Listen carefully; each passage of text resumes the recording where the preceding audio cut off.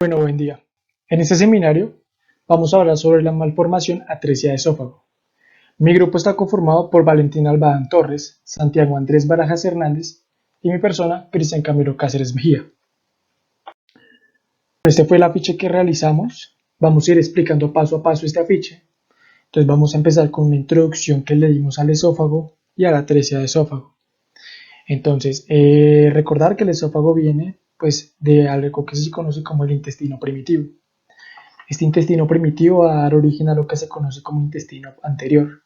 Dentro de los derivados del intestino anterior, pues vamos a encontrar el esófago. El esófago pues es el encargado de conectar la orofaringe con el estómago, permitiendo así pues la deglución de los alimentos y permitiendo así pues el paso de los mismos pues para que se genere una absorción en el cuerpo. Bueno, acá vamos a definir la malformación atresia de esófago. Entonces empecemos por la palabra atresia. Atresia significa bloqueo, en este caso va a ser de la luz del esófago. Esto lo que va a generar es impedir el paso de cualquier tipo de alimento que pueda ingerir el bebé y además esta atresia comúnmente se le asocia a una fístula traqueocefálica la cual va a conectar el esófago con la tráquea generando así neumonías y distensión abdominal. Entonces, esta malformación pues, se va a dar principalmente por la desviación del tabique traqueoesofágico y pues porque también no se va a generar el cierre del tubo laringotraqueal. Bueno, ahora vamos a hablar sobre el desarrollo embrionario normal del esófago y qué se está generando pues, para que se genere la fisiopatología que pues va a alterar y va a generar la atresia de esófago. Entonces, recordar también que hay 5 tipos de atresia de esófago, las cuales vamos a ir mencionándolos en adelante y que pues además hay 2 maneras de diagnosticar pues esta atresia de esófago, la cual va a ser una manera prenatal y una manera postnatal. Bueno, entonces el esófago se empieza a desarrollar a partir de la 4ª semana y va a finalizar su longitud más o menos en la 7ª o 8ª semana. Van a haber genes reguladores de crecimiento y de desarrollo del esófago, los cuales van a ser el FGF4 y el TGF-beta. De esta superfamilia del TGF-beta, el más importante van a ser las activinas. Bueno, las TGF-beta pues va a ser permitido pues de generar la diferenciación del endodermo. Y el FGF4 pues va a ser el que va a originar el intestino primitivo que pues va a ser producto de la notocorda. Entonces empecemos. Va a generarse el intestino primitivo, como ya antes lo mencioné, por el gen FGF4. Este intestino primitivo se va a dividir en 3 partes. En un intestino anterior, en un intestino medio y en un intestino posterior. El esófago es un derivado del intestino anterior. Los genes reguladores del intestino anterior van a ser los HOX, los FOX y el SHH. Ese SHH es mejor conocido como Sonic de Hedgehog, el cual va a ser producido por la notocorda y este gen pues va a regular el crecimiento de todos los órganos, en este caso pues va a ser precursor del desarrollo del sistema digestivo. Bueno, entonces recordemos que el esófago es un órgano tubular torácico en primera medida, en gran medida. Y pues acá vamos a ver 3 imágenes en un corte transversal. Acá vamos a denotar la división que se va a dar de ese intestino primitivo, que después se va a generar el intestino anterior y pues se va a dividir mediante un tabique que se conoce como tabique traqueocefálico. Esto lo que va a permitir es la división entre el esófago y la tráquea, la vía aérea y la vía digestiva. Más adelante mostraré una imagen con el gen que va a dividir esto y con la división que se está dando. Bueno, entonces acá también vamos a denotar 2 capas embrionarias importantes, las cuales son el mesodermo y el endodermo. El endodermo va a generar pues estas glándulas que están dentro del esófago y pues van a ser importantes para el desarrollo de la luz del esófago. El mesodermo espláctico va a ser importante porque va a desarrollar el músculo liso pues este músculo liso se va a ubicar en la zona media y distal del esófago. Recordemos que este esófago también se va a dividir en tres zonas, una proximal, otra medial y otra pues distal. El músculo que se va a encontrar en la zona proximal pues va a ser el músculo estriado, el cual pues va a provenir de los arcos faríneos 4 y 6. En esta imagen pues era lo que ya les estaba contando del tabique traqueocefálico. Acá vamos a denotar el gen que está regulando la creación de este tabique, que pues va a la separación entre el esófago y la tráquea, que pues va a ser el BARSC1. Este BARSC1 va a provenir de la superfamilia de los TGF-beta. Recordemos acá también que pues vamos a encontrar las posiciones. Entonces pues acá vamos a encontrar la posición de la notocorda. Enseguida en la notocorda vamos a encontrar el esófago y enfrente vamos a encontrar la tráquea. También pues este esófago pues va a estar también dividido en semanas de desarrollo. La división va a iniciar a partir de la cuarta semana. En la semana número 5 se va a generar algo que se conoce como el cierre del esófago. Este cierre se va a dar ya que dentro del tubo del esófago va a haber un epitelio que se va a conocer como el epitelio cúbico estratificado. Este epitelio va a ser una hipertrofia y una hiperplasia, lo cual van a generar que se empiece a cerrar, ocluir totalmente la luz de este esófago, impidiendo así que pues se pueda, valga la redundancia, ver esta luz. En el desarrollo normal del esófago, esta luz se vuelve a abrir mediante una apoptosis programada, mediante estas vacuolas en la semana 6 y 7. Si no se genera esta apertura nuevamente, se va a denominar la atresia de esófago. La atresia de esófago va a ser ese cierre que se está dando en la semana 5 y que no se va a volver a abrir, desplazando así el tabique traqueocefálico y impidiendo una canalización completa del tubo del esófago. Va a haberse cortado y acá va a continuar el esófago más adelante. Bueno, en un desarrollo normal, este epitelio pues después va a ser conocido como un epitelio plano estratificado. Aquí pues podemos ver también las posiciones de nuestro esófago, esta, y de nuestra vía aérea inferior, cuál va a ser la tráquea. Aquí, en este pedacito, vamos a encontrar el tabique traqueocefálico, que va a dividir la vía aérea de la vía digestiva.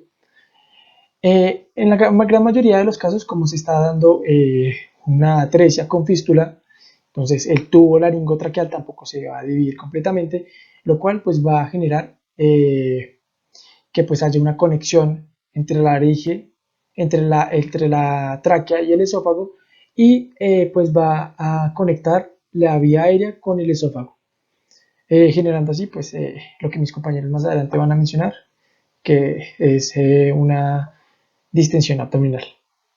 Vamos a hablar sobre la epidemiología de atresia de esófago.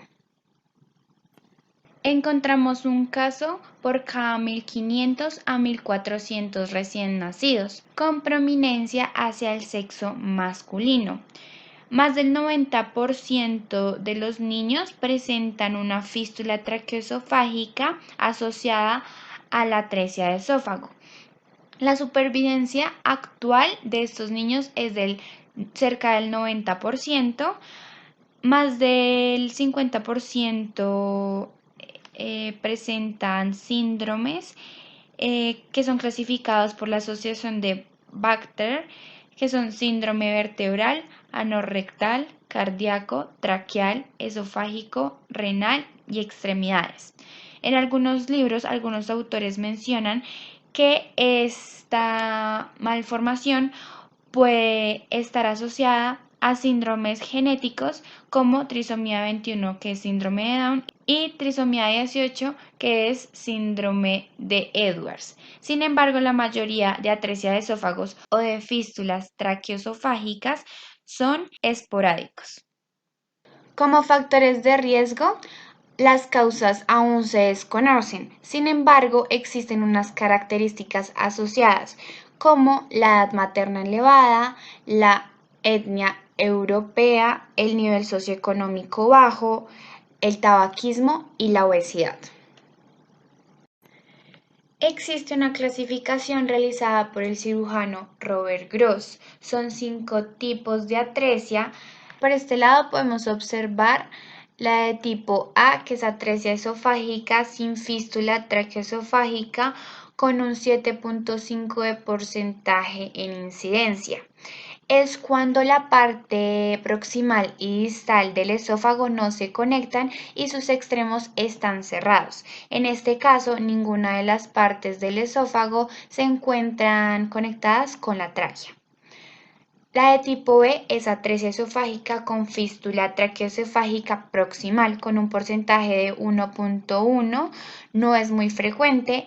En este caso, la parte proximal está conectada con la tráquea y la parte distal está totalmente cerrada. La de tipo C es atresia esofágica con fístula traqueoesofágica distal, con un porcentaje de 86.6, siendo esta la más común. En este caso, la parte proximal del esófago está totalmente cerrado y la parte distal del esófago se encuentra conectada con la tráquea. La de tipo D es atresia esofágica con fístula traqueoesofágica proximal y distal. Es la más infrecuente con 1% de incidencia y es la más grave de todas. En este caso, tanto la parte proximal como la parte distal del esófago se van a conectar con la tráquea. Por último, la de tipo E se llama fístula esofágica sin atresia tipo H, con un porcentaje de 3.8. Podemos observar que el esófago está continuo, pero tiene una comunicación con la tráquea. En esta diapositiva podemos observar 3 tipos de radiografías con 3 tipos distintos de atresia. Por este lado podemos observar una atresia de tipo C, porque en la parte proximal hay una sonda que se está devolviendo y en la parte del estómago hay aire, concluyendo que la parte distal está conectada con la tráquea, provocando que el estómago se llene de aire. En la segunda imagen tenemos una radiografía con medio de contraste, en donde se identifica el tipo E porque se está marcando la tráquea y el esófago. Por último, podemos encontrar una de tipo A. Esta también es con medio de contraste, le dan un líquido al recién nacido y se puede observar que queda solo en la superficie, no hay por dónde bajar. Pueden encontrar en el afiche los 2 tipos más frecuentes de atresia esofágica, que son el de tipo C y el de tipo A. Esta malformación puede ser diagnosticada en 2 momentos, es decir, en la etapa prenatal o en el periodo postnatal. En la etapa prenatal, como nos muestra la imagen superior al lado izquierdo, se puede sospechar dicha malformación efectuando una prueba de ultrasonido obstétrico después de la semana 18, donde se verifica el hallazgo de polidramia, es decir, este es uno de los síntomas más frecuentes en niños con atresia esofágica. Se origina por la incapacidad del feto para deglutir y absorber el líquido amniótico a través del intestino. Se observa en aproximadamente 80% de los niños con atresia esofágica sin fístula y en un 20% de los que tienen fístula traqueoesofágica distal. Sin embargo, Este suele ser un mal predictor de la malformación, ya que solo 1 de 12 niños con antecedentes de polidramios llegan a presentar la atresia esofágica. Es importante obtener este tipo de diagnóstico debido a que determina el riesgo materno-fetal para posteriormente poder realizar el debido procedimiento. Mientras que en el diagnóstico postnatal, el cual está mostrándose en la imagen del lado derecho, se debe realizar en la sala de partos. Y luego de la adaptación neonatal, inmediatamente se aspiran las secreciones orales suavemente con una sonda que se debe avanzar hasta el estómago. Si la sonda no avanza, entonces se debe sospechar la presencia de la atresia esófago. Si este procedimiento pues no se realiza en el momento del parto, que sería el momento adecuado, el paciente puede llegar a presentar cialorrea, dificultad respiratoria, tos y ahogamiento al momento de la alimentación. Una vez la atresia esofágica se haya diagnosticado, será necesario realizar un procedimiento quirúrgico para conectar los dos extremos del esófago y que el bebé pues, pueda respirar y alimentarse adecuadamente. Cabe resaltar o aclarar que antes de la cirugía no se alimenta al bebé por vía oral y este necesitará de nutrición intravenosa. Deben tomarse cuidados para prevenir el paso de secreciones respiratorias a los pulmones. En estos casos también puede llegar a ser necesarias varias operaciones y otros procedimientos o medicinas, especialmente si el esófago reparado se vuelve demasiado angosto para que los alimentos pasen a través de él. Si los músculos del esófago no funcionan lo suficiente bien como para mover la comida hacia el estómago, o si los alimentos digeridos regresan al esófago constantemente. Muchas gracias por su atención. En este momento damos por finalizado el seminario sobre atresia de esófago.